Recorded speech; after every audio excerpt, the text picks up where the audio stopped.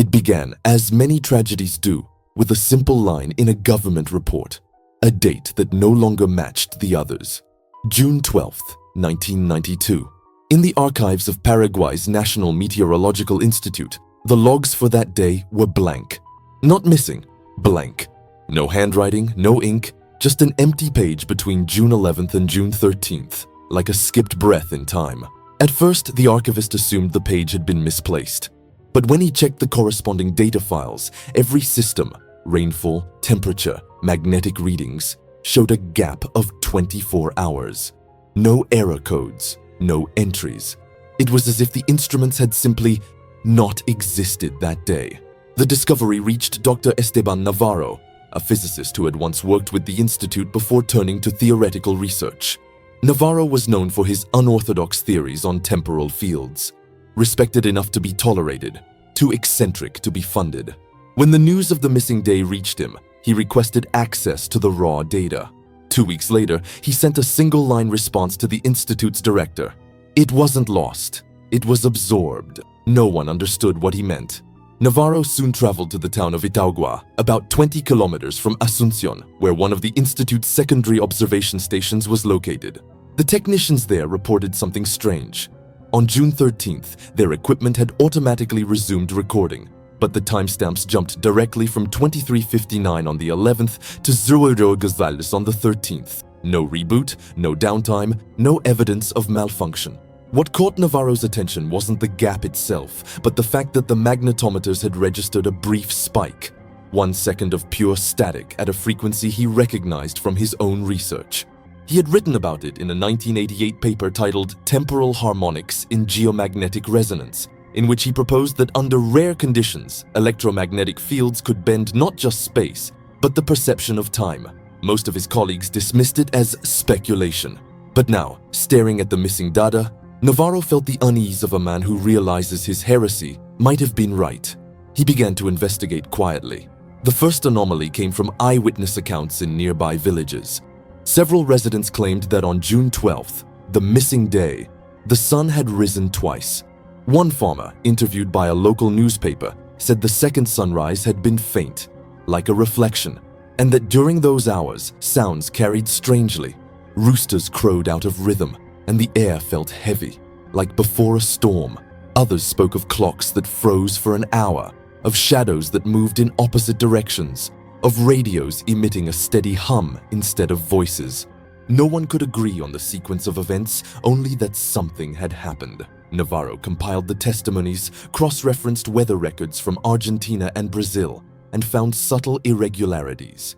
Atmospheric pressure fluctuations, magnetic interference, minor satellite desynchronizations, all aligning with that one day.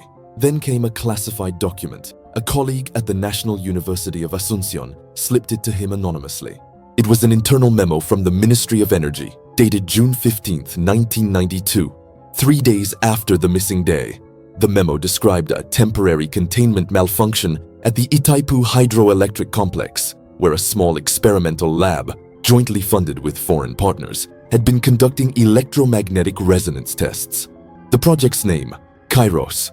Navarro read the memo twice. The description was vague: subsystem instability, harmonic overload, temporal inversion of local field parameters. But the phrase that stayed with him was the final line, typed in bold.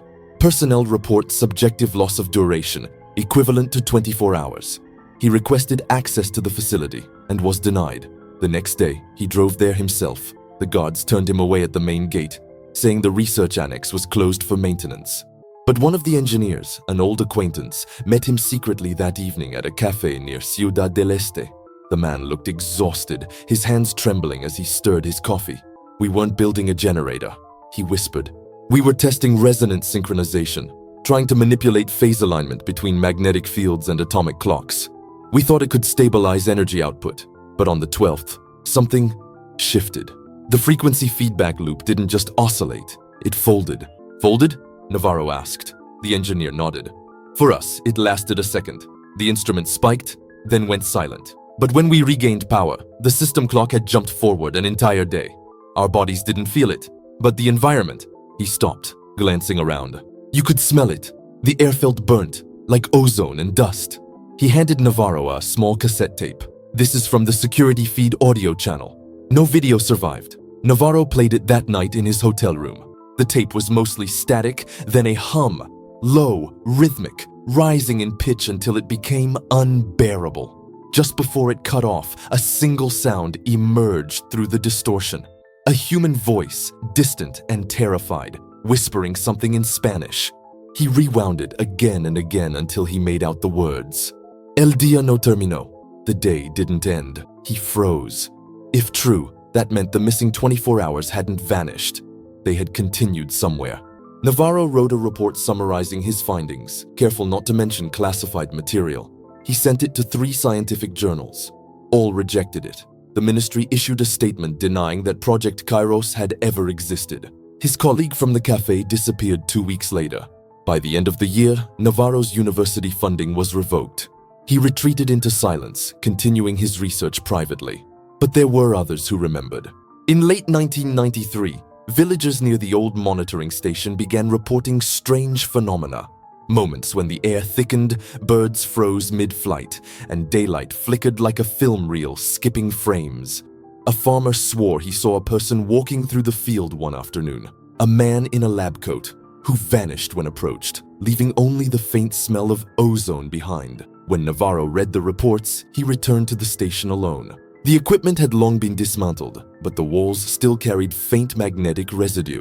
He brought a handheld recorder and stood where the instruments had once been. The device emitted a steady pulse. Then, for a fraction of a second, every sound vanished. The wind stopped. The insects ceased. The world felt hollow. He looked at his wristwatch. The second hand had paused, and in that stillness, he heard it. A faint whisper, familiar, impossible. El día no terminó. When he blinked, the world resumed. He returned home shaken, convinced that the event was still echoing, that time itself had split like a cracked mirror, one reflection trapped in perpetual June 12th. He never published again. Years later, his journals would be found in his apartment.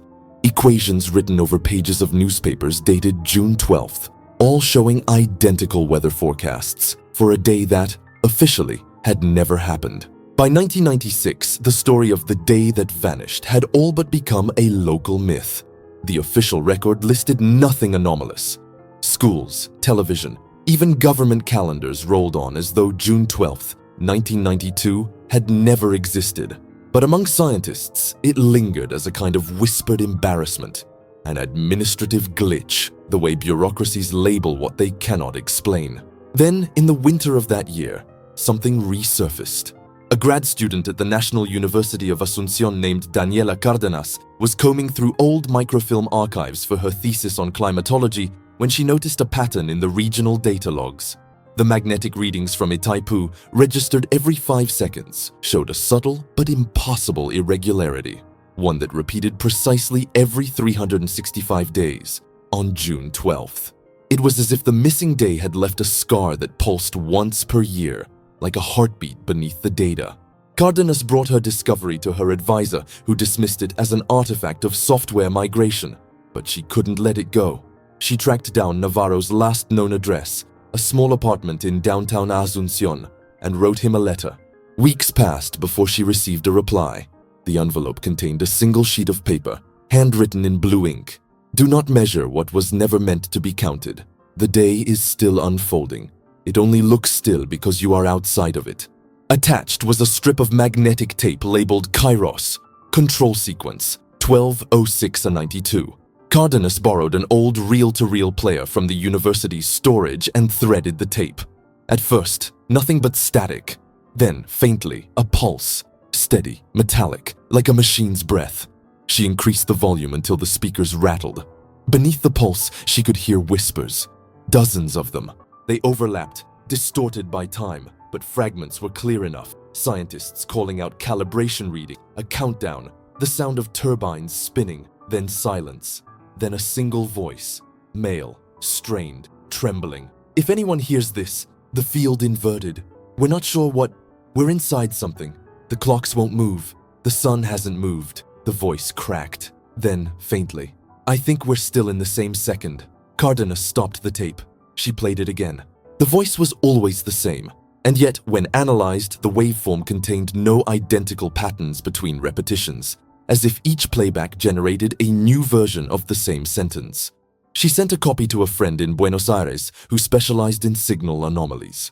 2 weeks later, the friend replied with a single email. "This isn't playback, it's live transmission." When she called him, he sounded terrified.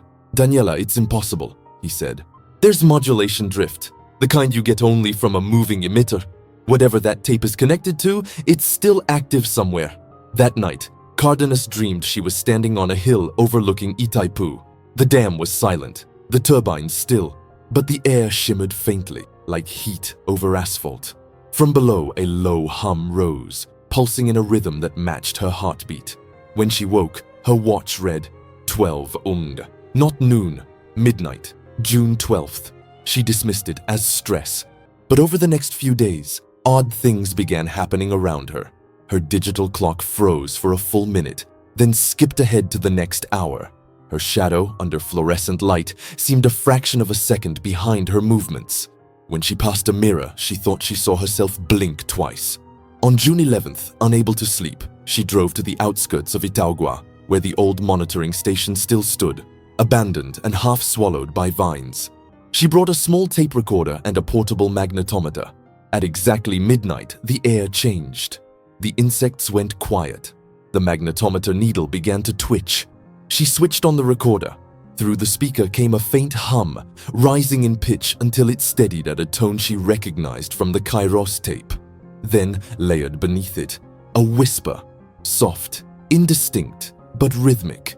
She adjusted the frequency filter. The whisper grew clearer. "El día no terminó," the same words Navarro had heard. And then, from somewhere in the dark field beyond the station, a light flickered, white, brief, human in shape. She called out, and it vanished. When the recorder clicked off, she realized that the date on its display hadn't advanced. It still read June 11th. The next morning, police found her car parked at the roadside. The driver's door was open, engine off, headlights still faintly glowing. In the passenger seat was her notebook, the final entry scrawled across the page. "If you stand very still, you can hear it. The missing day is breathing under the ground." After that, the old monitoring station was demolished. The government claimed it was unsafe due to structural decay. Navarro, already a recluse, disappeared completely. A year later, his apartment was auctioned. The new tenant, while repainting, found a strange patch of wall where the paint never dried.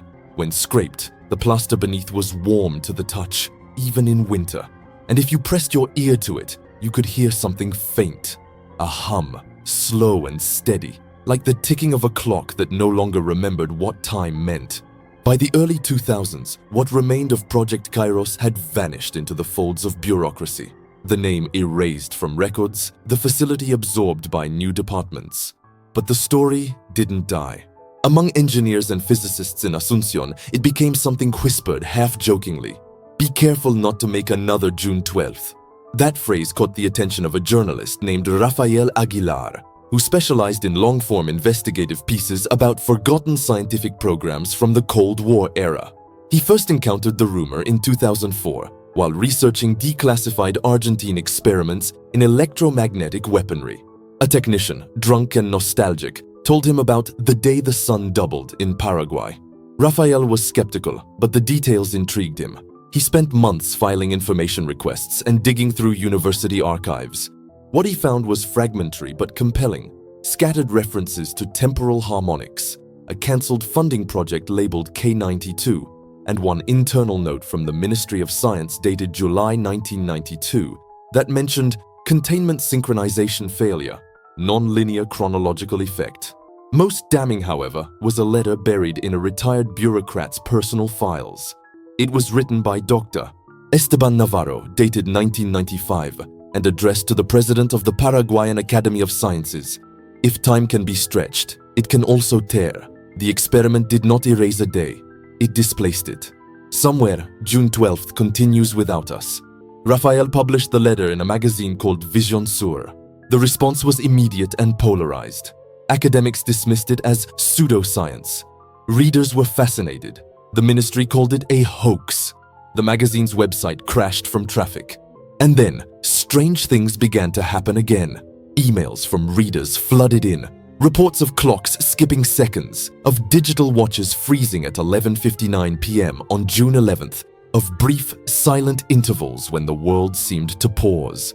One man from Kakupe sent a video, his backyard under normal daylight, then suddenly blank. A single white frame where everything, even the sound, vanished. When he resumed recording, the clock on his phone had jumped 24 hours ahead. Rafael, both intrigued and unsettled, began collecting testimonies. He noticed a pattern. Every year, on June 12th, somewhere in the country, time faltered. He returned to Itaugua, where the old monitoring station had once stood. The place was now fenced off, an empty lot with a few foundation stones left behind. Locals told him the government had built a new electrical substation there, but no one had seen workers enter or leave. That night, as he was packing up, his tape recorder, an old analog model, began to emit a low hum. He hadn't touched it. The reels turned on their own. Through the static, a voice spoke softly. "Rafael." He froze. The voice was unmistakable, his own. "If you're hearing this," it said, "it means the loop has widened. Don't stay near the field lines. They repeat sound before they repeat light." Then silence. The reels stopped spinning. Rafael rewound the tape. The recording played exactly as he had heard it, his own voice, with faint echo beneath, like overlapping layers. He checked the device. It had been recording continuously, but the magnetic head showed no new impressions. When he told a physicist friend about it, the man laughed nervously. Maybe the feedback captured an echo, a magnetic imprint. But when Rafael showed him the waveform, the friend turned pale. The frequency signature was identical to the resonance spike recorded in Itaipu in 1992. That night, Rafael dreamed of an empty city lit by a sunless glow, shadows stretching in two directions. In the center stood a circular machine, its metallic ribs half buried in sand, humming with low rhythm. 6 pulses, a pause, then 3. When he woke, his bedside clock read June 12th, though the calendar on his phone said June 13th. He tried to ignore it. But as he wrote the second part of his article series, he noticed something unsettling. Timestamps on his drafts were inconsistent. Sentences he didn't remember writing appeared in his notes. Equations, fragments of Spanish text, and once a short phrase written in trembling letters. El día no terminó. Rafael began keeping a handwritten journal. He recorded moments when time seemed to stutter, birds pausing mid-flight, lights flickering in unison, people blinking out of sync. He stopped sleeping through the night. Finally, on June 11th, 2005, he returned to the dam. He told no one. At 11:58 p.m., he set his camera on a tripod facing the river. The sky was clear, the turbines silent. The second hand on his watch trembled, then froze. The air thickened, pressing against his chest. He raised his recorder. For exactly 1 minute, the world went white. When the recording resumed, the water level in the river had dropped by a meter. The camera captured a single frame during the interval, a streak of light curving like a loop, suspended in the air. And in the background, barely visible, a figure walking away from the lens, leaving no shadow. Rafael never published the footage. 2 weeks later, he was found in his apartment, alive but catatonic, sitting at his desk with his eyes open. On the wall behind him, written in chalk, were the words, "We didn't make time disappear. We made 2 of it." Doctors diagnosed him with severe dissociative psychosis. He never spoke again, but every year, on June 12th, the lights in his hospital room flickered for precisely 1 minute, and his pulse, recorded by machines, would synchronize with that faint, ancient hum. In 2010, nearly 2 decades after the original incident, the Paraguayan government commissioned a confidential review of the Itaipu archives.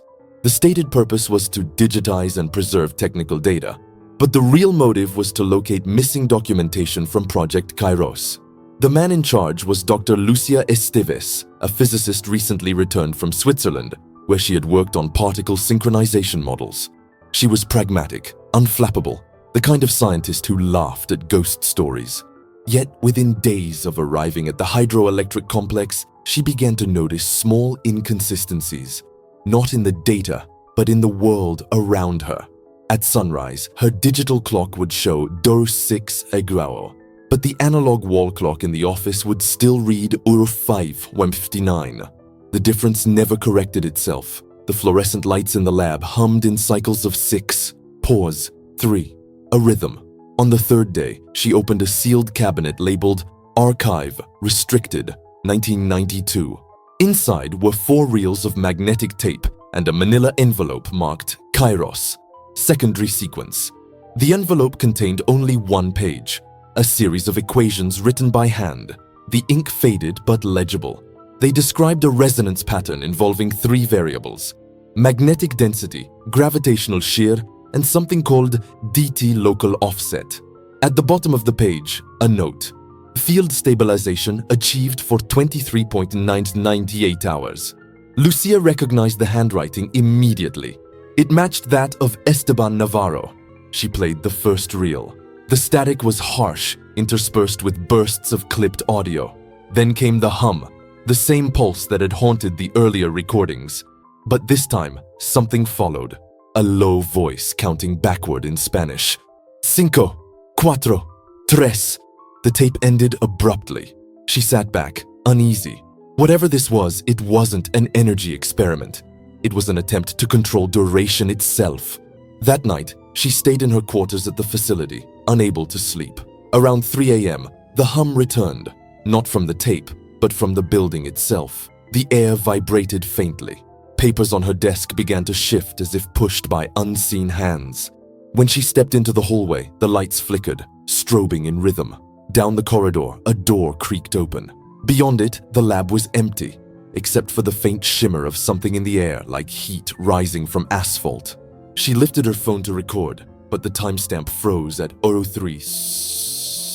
Her reflection in the lab window didn't move when she did. For an instant, she saw someone standing behind her. A man in a lab coat, face half turned. His lips moved, forming words she couldn't hear. Then the hum spiked, and the lights went out. When power returned, her phone displayed a new date, June 12th, 1992. She dropped it, trembling. The screen flickered, then reset to 2010. The next morning, she found that the power logs for the facility showed a 1-minute blackout, exactly from 03 Dro to 03 Dro 59. Every device that recorded time during that interval had advanced by 24 hours. Lucia submitted a report to her superiors detailing the anomaly. She received a polite reply thanking her for her attention to procedural irregularities and was instructed to stop all unsanctioned testing.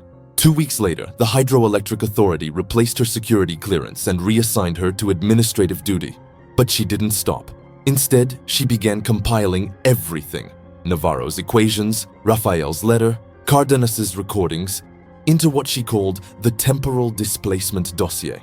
Her hypothesis was daring. That Project Kairos had created a standing temporal wave, a ripple anchored to a single date, repeating forever beneath the surface of time. Her conclusion was chilling.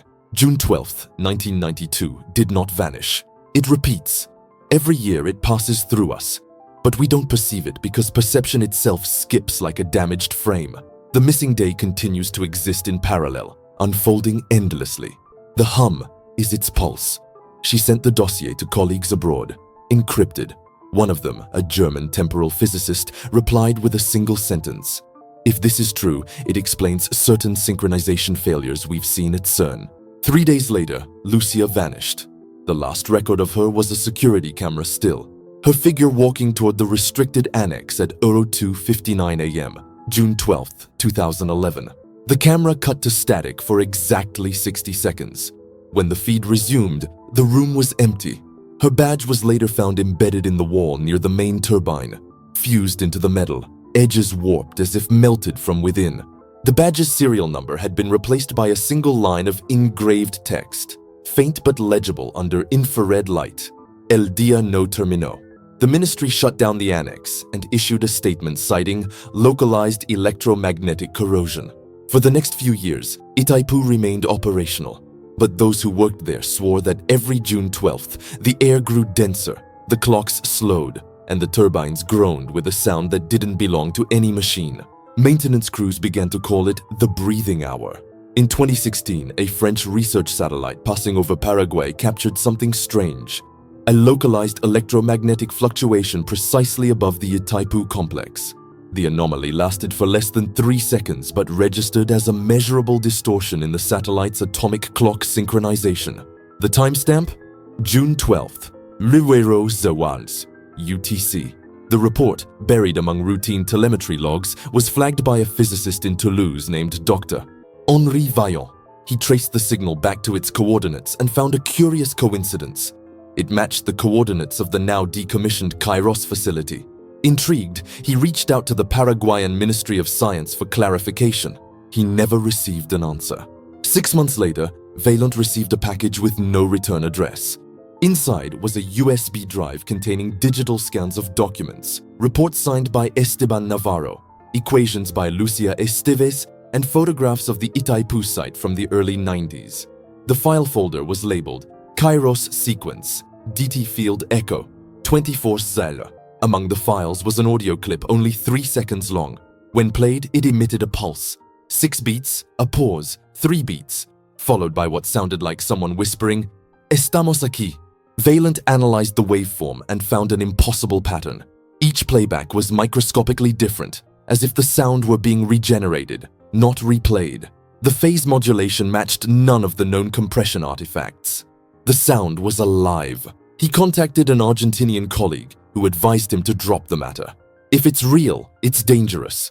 Instead, Vaillant shared the audio anonymously online under the name The Dayless Pulse. Within weeks, internet forums erupted with speculation.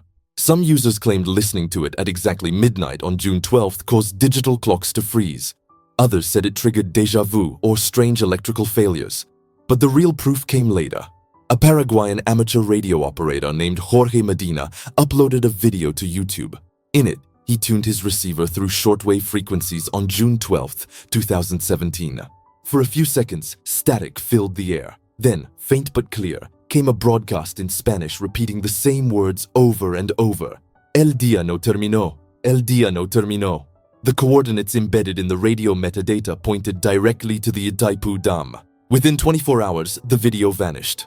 Medina's account was deleted. His family reported him missing 2 days later.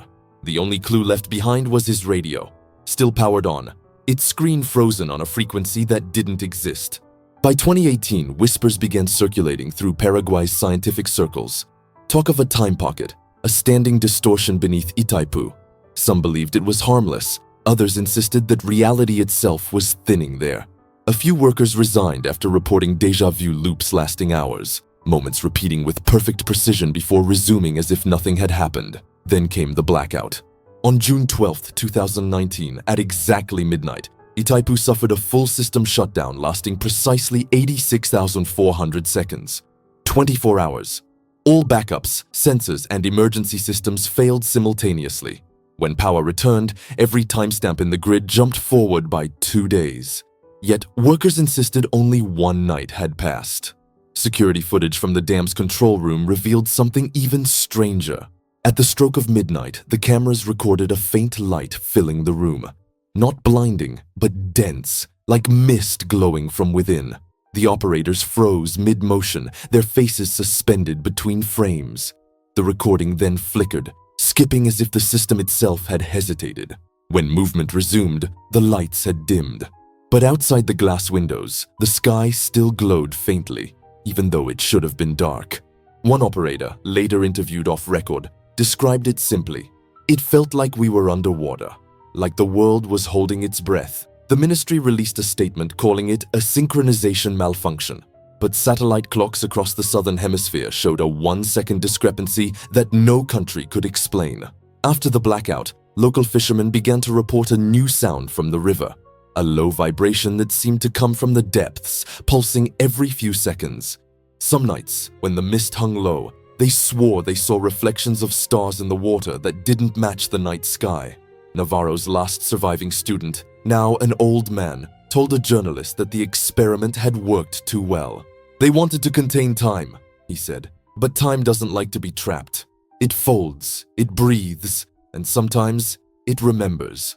That year, the hum returned, stronger, deeper, no longer confined to Itaipu. Clocks across Paraguay flickered for 1 minute at midnight. Phones reset their calendars. airplane GPS systems recorded a phantom coordinate, a fixed point on the border between Paraguay and Brazil, labeled only as DT-92. When investigators checked the site, they found nothing but soil scorched in a perfect circle 10 meters wide, and beneath it, the ground was warm. By 2023, the story of the day that vanished had crossed the line between folklore and forbidden science. Universities refused to discuss it, governments denied it, and yet online, the legend grew like a living organism, mutating, expanding, spawning new witnesses each year on the same date. A fringe collective of independent researchers called the Kronos Inquiry began documenting temporal anomalies across South America. Unsynchronized clocks, double shadows, voices recorded seconds before they were spoken. Their database showed one clear pattern. 97% of reported incidents occurred on June 12th, always near bodies of water, and always followed by a faint metallic hum. Among the group was a young Paraguayan engineer named Mateo Duarte, who had lost his father, an Itaipu technician, during the blackout of 2019. His father's badge had been recovered months later, fused into concrete near one of the turbines. Mateo was determined to understand what had happened, even if it meant chasing ghosts. He and a small team installed magnetic resonance sensors along the Paraná River. For months, nothing. Then, on the night of June 11, 2024, the sensors activated, one after another, along a perfect spiral pattern that stretched for nearly 2 kilometers. The readings were identical to those recorded in 1992. At exactly midnight, Mateo's recorder captured a sound. 6 pulses, a pause, 3. The team froze. One of the researchers whispered, "It's the same sequence." Mateo checked his watch. The second hand had stopped. The hum grew louder, resonating deep in their chests. The air thickened until it felt impossible to breathe. Then the river rose, not violently, but in silence, as if gravity itself had forgotten its direction. The surface shimmered, reflecting something that wasn't the sky, a horizon of pure white light. Mateo lifted his camera, but before he could press record, the light enveloped everything. The footage recovered later showed only static and a single frozen frame, a field of white crossed by faint black lines forming a circular symbol. In the center, written in the same hand that once belonged to Navarro, appeared a single phrase, "El día no terminó." When rescuers found Mateo's equipment the next morning, it was perfectly dry. His team was gone. The timestamp on the camera read June 13th, 1992. The event became known as the second disappearance. The ministry imposed a communication blackout, but rumors leaked that instruments at Itaipu had registered a full inversion of the local magnetic field, that atomic clocks around the world had lost 1 second again, that for a brief moment, the sky above Paraguay glowed as if lit from within. The world moved on. Governments have ways of burying time itself. But somewhere in the archives of the Kronos Inquiry, hidden under encrypted layers, sits the last recording Mateo sent before the incident.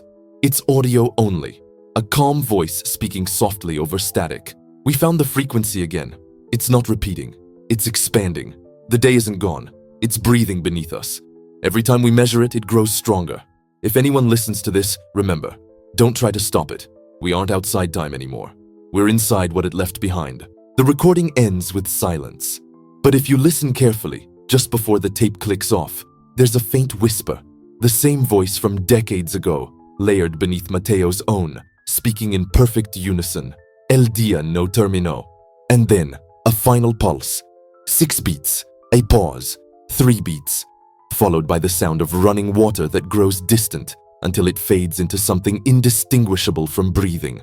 They say that if you stand on the riverbank near Itaipu at midnight on June 12th and the air grows still enough, you can feel it in your chest.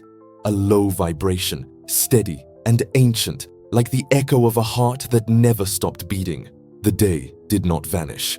It waits, folded just beneath the surface of time, pulsing softly, a reminder that the world, too, has moments it chooses not to remember.